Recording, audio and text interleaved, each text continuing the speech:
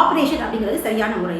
ஒரு காலத்தில் பார்த்தீங்கன்னா கண்களில் வந்து அந்த குறைய மட்டும் முடிச்சு விட்டுருவாங்க. ஆனால் அதுக்கப்புறம் வந்து ஒரு நவீன முறைகள் என்ன பண்ணிச்சுன்னு சொன்னீங்கன்னா பார்த்தீங்கன்னா கண்களுக்கு வந்து லென்ஸ் வச்சு தைக்க ஆரம்பிச்சிட்டாங்க. சரிங்களா? கண் ஆப்ரேஷன் பண்ண முடிச்சு லென்ஸ். ஆனால் இப்போ பார்த்தீங்கன்னா அந்த லென்ஸையும் தாண்டி கண்ணாடி போடுற அளவுக்கு இன்னைக்கு ஆப்ரேஷன் அந்த அளவுக்கு ரொம்ப மோசமான ஒரு விஷயமா இருந்திருக்கு. அப்போது கண்களில், அதாவது கண்களோட இயக்கக்குறைவுன்னு சொல்லியிருக்கேன். இப்போ கண்களோட இயக்கக்குறைவு தன்னியல்பில் சரியாகணுமா, இல்லை அதுக்கு ஒரு 3 கோல் கொடுக்கணுமா? ஏற்கனவே இதை பற்றி நான் உங்களுக்கு சொல்லியிருக்கேன் இல்லையா?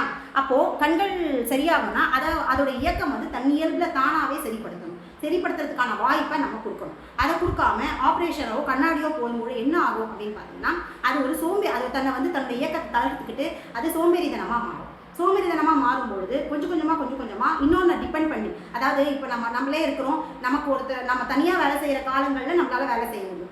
யாரோ ஒருத்தர் ஒரு வாரம் நம்ம கூட தங்கி இருக்கும்பொழுது நமக்கு என்ன ஆகும், அவங்க நம்ம கூட மாற வேலை செய்யும்போது நம்ம இங்கே நம்மளுடைய வேலைகள் வந்து சீக்கிரம் வேலையாகிடும். அப்போ நம்ம அதை பழகிடும் இல்லையா, இன்னொருத்தரோட டிபெண்ட்டாக மாறிடும். அப்போ அந்த டிபெண்ட்டாக மாறும்பொழுது நமக்குள்ள ஒரு சோம்பேறித்தனம் வரும். அவங்க நம்ம விட்டு போனதுக்கப்புறம் எப்படி இருக்கும், நம்மளால் முழுசாக வேலை செய்கிறதுக்கான அந்த தளர்வு வந்துடும். இதுதான் வந்து கண்ணாடி கண்களை செய்யும்.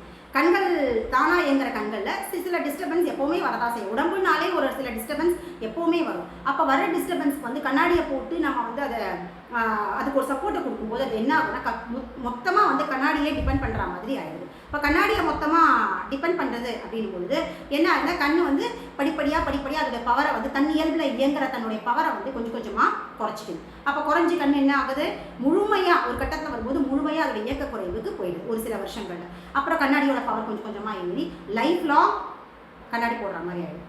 இதே தான் கேட்ராக்ட் அப்படின்ற விஷயத்துக்கும் திரும்பவும் உடிச்சு லென்ஸ் போட்டாலும் அது என்ன ஆகுதுன்னு பார்த்தீங்கன்னா, அந்த லிவரை நம்ம திரும்பவும் மாத்திரைகள்லையும் வாழ்வியல் முறையிலையும் நம்ம வந்து அதை வந்து டிஸ்டர்ப் பண்ணிகிட்டே இருக்கிறோம் அப்படின்னும்போது திரும்பவும் அந்த படிமம் வந்து ஃபார்ம் ஆகிருக்கு. அப்போ அந்த படிமம் ஃபார்ம் ஆகிட்டே இருக்கும்பொழுது அந்த லென்ஸையும் தாண்டி கண்ணாடி போடுற அளவுக்கு போகுது. அப்போ போயிட்டு அதுக்கப்புறம் என்ன ஆகுது அப்படின்னு பார்த்தீங்கன்னா அந்த கண்களோட இயக்கம் வந்து படிப்படியாக குறைஞ்சிது. ஒரு கட்டத்தில் வந்து கண்களே வந்து தன்னுடைய முழுமையாக இயக்கத்தை இதான் வந்து ஆப்ரேஷனில் நடக்குது. இது வரைக்கும் கேட்ராக்ட் ஆப்ரேஷன் பண்ணி முழுமையாக சக்ஸஸ் ஆனதா, முழுசாக கண் வந்து நல்ல இயல்பாக தெரிஞ்சதா எதுவுமே கிடையாது. அதுக்கும் டாக்டர்ஸ் என்ன தெரியுமா சொல்லுவாங்க, ஏஜ் ஆகிடுச்சு, ஏஜ் ஃபேக்ட், அதனால தான் வந்து கண்களோட இயக்க குறைவு, அதனால தான் வந்து கண்கள் பார்வை சரி இல்லைன்னு சொல்லிட்டு அதுவுமே நம்ம மேலே தான் பழி போடுவோம். இப்போ ஆப்ரேஷன் பண்ணி கண்ணை சுத்திகரி பண்ணிட்டா கண்ணு நல்லா பளிச்சுன்னு தெரியணுமா இல்லையா, லென்ஸோ இல்லை கண்ணாடியோ தேவைப்பட்டிருக்க கூடாது இல்லையா? அதான் நீங்கள் கண்ணே ஆப்ரேஷன் பண்ணி கண்ணையே வாஷ் பண்ணிடுறீங்களே, அப்போ கண்கள் நல்லா தெரிஞ்சுக்கணுமா இல்லையா? ஆனால் ஏன் தெரியலை, இந்த கேள்வியை நம்ம கேட்குறதே கிடையாது. எல்லாத்துக்குமே நம்ம மேலே தான் பழி போடுவோம்.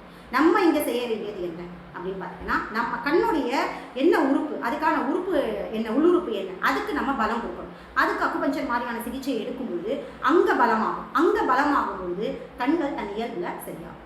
அப்போ கண்களுக்கு ஆப்ரேஷன் தேவையான நிச்சயமாக அவசியமே இல்லை. கண்களுக்கான மாற்று டிரான்ஸ்பிளான்டேஷன் பண்ணுறாங்க, அதுக்கப்புறம் கண்களில் ஏதோ விஷயங்கள் செய்கிறாங்க, ட்ராப்ஸ் விடுறாங்க. இதெல்லாம் இன்றைக்கி சக்ஸஸ்ஃபுல்லாக இருக்கானா எனக்கு தெரிஞ்சு அந்தளவுக்கு சக்ஸஸ்ஃபுல்லாக இல்லை. ஒரு சில காலங்களில் வந்து கண்கள் திரும்பவும் வந்து தொந்தரவுக்கு ஆட்படுறதை நானே பார்த்துருக்கேன். என்னுடைய பேஷண்ட்டே ஒரு அம்மா வந்து கண்களில் வந்து பிரச்சனை இருந்தால் ஆரம்பத்தில் வந்தாங்க. அவங்க ஸ்கேவெஞ்சர், அவங்க கண்கள் ஃபுல்லாக வந்து சிகப்பு கலரில் இருந்தது. அதாவது இந்த கண் இயல்பாகவும் மற்றொரு கண் வந்து அப்படியே மொழி வந்து வெளியே பிதுங்கிட்டு ஒரு மாதிரி ரத்தத்தில் கண்ணை துவைச்சா எப்படி இருக்கும் அந்த மாதிரி இருந்து தலையில் மண்டைக்குள்ளே வந்து அவங்களுக்கு கழிவு தேங்கி இருக்கிறதா டாக்டர் சொன்னாங்க.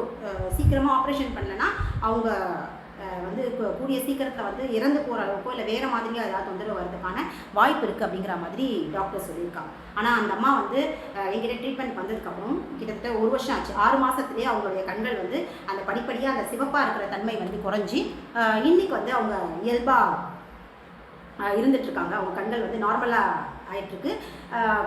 அந்த சிவப்பு தன்மை குறைஞ்சி வந்திருக்காங்க. அந்த கண்கள் தலையில் வந்து அவங்களுக்கு அந்த கழிவு தேங்கிட்டுன்னு சொன்னாங்க இல்லையா, அது படிப்படியாக அவங்க கண்களில் வெளியேறதை நானே பார்த்தேன். ட்ரீட்மெண்ட் கொடுக்க அடர்த்தியாக கருப்பு கலர்லேயும் சகப்பு கலர்லேயும் தோலாகவும் உருண்டையாகவும் அந்த கண்கள் ஃபுல்லாக தூங்கி எழுந்ததுமே தேங்கியிருக்கும். அதெல்லாம் சுத்தமாகி அவங்க இயல்புக்கு திரும்பறதுக்கு 1 மணி நேரம் காலை நேரங்கள் ஆகிட்டு இப்படியே படிப்படியாக இப்போ இன்றைக்கி பார்த்தீங்கன்னா அதுவுமே தேங்குறது இல்லை. ஒரு சில நாளில் அவங்க இறந்துருவாங்க, இல்லை ஏதாவது ஆயிடும்னு சொன்ன இதே அந்த அம்மா தான் இன்றைக்கி 1.5 வருஷம் ஆகுது அவங்க நல்லா இருக்காங்க.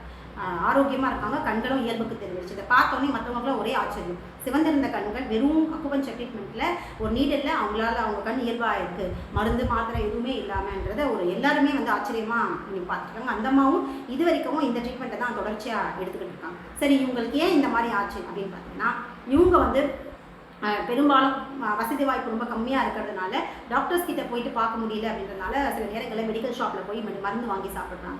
நார்மலாகவே டாக்டர்ஸ் கிட்ட போய் மெடிசன் சாப்பிட்றதே உடம்பை பலவிதமான பிரச்சனைகள் கொண்டு வரும், நம்ம எல்லாருக்குமே தெரியும். இதில் மெடிக்கல் ஷாப்பில் போகும்போது அவனுடைய இஷ்டத்துக்கு அவனை டாக்டரா இல்லை வேறு அதோடைய பர்டிகுலராக அதோடைய ஸ்டடீஸ் எதுவும் படிக்கிறான், அவர் ஒரு கடைக்காரர். ஸோ அவனுடைய நாலேஜுக்கு ரொட்டீனாக டாக்டர்ஸ் எழுதி தரதோ இல்லை அவனுடைய கேள்வி நாணத்தில் வச்சு ஒரு அனுமானத்தில் அவங்க ஒரு மருந்தை கொடுக்குறதோ இல்லை எக்ஸ்பைரி ஆன மருந்து கொடுக்குறதோ கொடுத்து அவங்களுக்கு எது பெயின்னாலும் உடனே மெடிக்கல் ஷாப்பில் மாத்திரை வாங்கி போடுறதுனால விலை மலிவாக இருக்குது, 10-20 ரூபாயில் முடிஞ்சிடும்னு சொல்லிட்டு அவங்க அந்த மாதிரி மாத்திரையை சாப்பிட்டு அவங்களுடைய உடம்பு இந்த அளவுக்கு டீடாக்சிஃபிகேஷன் ஆக முடியாமல் ஒரு கட்டத்தில் அதிகப்படியான ரசாயன கழிவுகள்னால லிவர் டோட்டலாக டேமேஜ் ஆகி அதுக்கப்புறம் அதோடைய வெளிப்பாடாக மூளையில் அவங்களுக்கு அந்த கழிவு செய்யுது. நான் ஏற்கனவே சொல்லியிருக்கேன், லிவரோட பிரதிபலிப்பு உறுப்பு மூளை தான். அப்போ அவங்களுக்கு என்ன ஆயிருக்கு அப்படின்னு பார்த்தீங்கன்னா, இங்கே தேங்குற கழிவுகள் மூளையில் சேர்ந்துருக்கு. இப்போ இது வழியாக தான் அவங்களுக்கு தலையில் இருக்கிற பிரச்சனை கண் வழியாக ரிஃப்ளெக்ட் ஆகிடும். புரியுதுங்களா? இப்படி இருந்த இந்தம்மா இன்றைக்கி சரியாயிருக்காங்க. அப்போ கண்களுக்கு ஆப்ரேஷன் அப்படின்னு தேவையான நிச்சயமாக கிடையாது. கண்களுக்கு கண்ணாடி தேவையா? அதுவும் கிடையாது. குழந்தைங்களா இருக்கட்டும், யாராக இருக்கட்டும், கண்கள் தொந்தரவாக இருக்கா அப்படின்னா நீங்கள் என்ன பண்ணுங்கள், அந்த கண்ணை இயல்பை பார்க்கறதுக்கு அனுமதி கொடுங்க. கண்ணில் ட்ராப்ஸ் விடாதீங்க. இந்த மாதிரியான கெமிக்கல்ஸ் இருக்கும்போது கண்ணில் நீங்கள் எது பண்ணாலும் அது நேராக பாதிக்கிற இடமா லிவராக தான் இருக்கும். பச்சை தண்ணியில் வாஷ் பண்ணுங்க, பசி எடுத்து சாப்பிடுங்க. இந்த மாதிரியான விஷயங்கள் கெமிக்கல் அதாவது மருந்து மாத்திரைகள் எடுக்காமல் இருங்க. பால் முக்கியமாக கண்கள் பிரச்சனைகள் வரதுக்கு காரணம் பாலுடைய இன்டேக். குழந்தைகளுக்கு அதிகமாக பால் கொடுக்கறதுனால ஆஸ்துமா பிரச்சனைகள், கண் கோளாறுகள் வரும்னு நான் முன்னாடியே சொல்லியிருக்கேன். குறிப்பாக இன்னைக்கு குழந்தைகள்லாம் அதிகமாக கண் பிரச்சனையில் இருக்கிறதுக்கு காரணம் என்ன அப்படின்னு பார்த்தீங்கன்னா பாலுடைய இன்டேக் தான்.